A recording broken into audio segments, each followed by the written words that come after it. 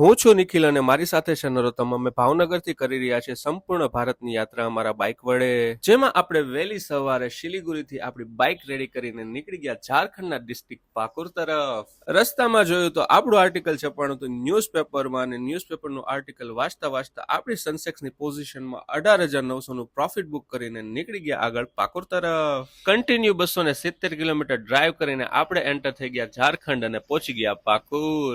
પછી આવી ગયા રોયલ એનફિલ્ડ આપણી બાઇક સર્વિસ કરાવવા માટે, અને જ્યાં સુધી આપણી બાઇક સર્વિસ થઈ ત્યાં સુધી જોયા આપણા વ્લોગ. અને બીજા દિવસે સવારે 5 વાગે આપણે લોકો નીકળી ગયા કોલકાતા તરફ. કન્ટિન્યુ 277 કિલોમીટર ડ્રાઈવ કરીને બપોરે 12 વાગે આપણે લોકો પહોંચી ગયા કોલકાતા. અને બીજા દિવસે સવારે 10 વાગે ટ્રાફિક વચ્ચે ડ્રાઈવ કરતા કરતા નીકળી ગયા સાયન્સ સિટી જોવા માટે.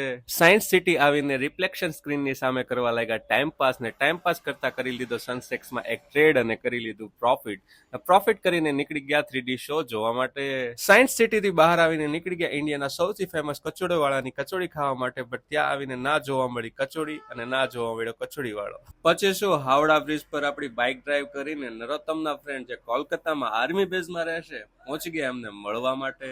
મળી અને થોડી વાર બેસી અને નીકળી ગયા ફરી આપણી હોટલ તરફ. અને આ હોટલ નહીં, આપણી હોટલ સસ્તી છે. બીજા દિવસની શરૂઆત થઈ 15,000ના પ્રોફિટ સાથે, અને પ્રોફિટ બુક કરી અને આપણે લોકો નીકળી ગયા ઇન્ડિયન મ્યુઝિયમ જોવા માટે. મ્યુઝિયમમાં એન્ટર થતા જ આપણે જોયું બહુ જ મોટું કાચબાનું ફોસલ્સ, અને કાચબાના ફોસલની સાથે જોઈ બહુ જ બધી હિસ્ટ્રિકલ મૂર્તિઓ.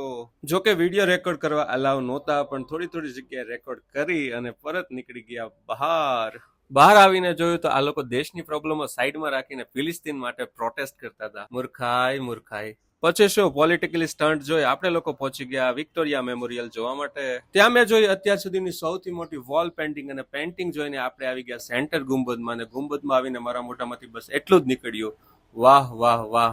અંગ્રેજો મારા બેટા કામ સારું કરીને ગયા. પછી મેં જોયો ઇન્ડિયાની આઝાદી પહેલાનો ઇન્ડિયન ફ્લેગ, અને ફ્લેગ જોઈને આપણે લોકો આવી ગયા બહાર. અને જેમ અંગ્રેજોએ વિક્ટોરિયા મેમોરિયલ બનાવવામાં મહેનત કરી છે, એમ આપણે પણ આપણા વ્લોગ બનાવવામાં મહેનત કરીએ છીએ. તો લાઈક, શેર, કોમેન્ટ કરવાનું ભૂલશો નહીં.